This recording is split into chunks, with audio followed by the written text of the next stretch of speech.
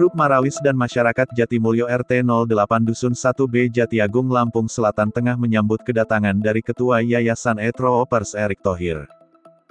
Kedatangan Erick Thohir yang juga Menteri BUMN ini untuk melihat bantuan yang diberikannya melalui program Social Healing. Adapun bantuan yang diberikan Menteri Erick menurut Joko Sumedi Ketua Musala Al-Mukemin ini saat diwawancarai Tribun Lampung, Sabtu, tanggal 16 Oktober tahun 2021, yakni berupa pembuatan paving blok musala di depan halaman musola. Kami sangat senang dengan bantuan paving blok ini yang sebelumnya saat hujan pasti becek dan berdebu saat panas, kata Joko. Selain paving ada juga bantuan yang diberikan berupa pengecatan dinding musala hingga sebagian atap musala ditambahkan spandek. Masyarakat sangat senang dengan adanya bantuan ini dan harapannya bantuan ini bisa bermanfaat.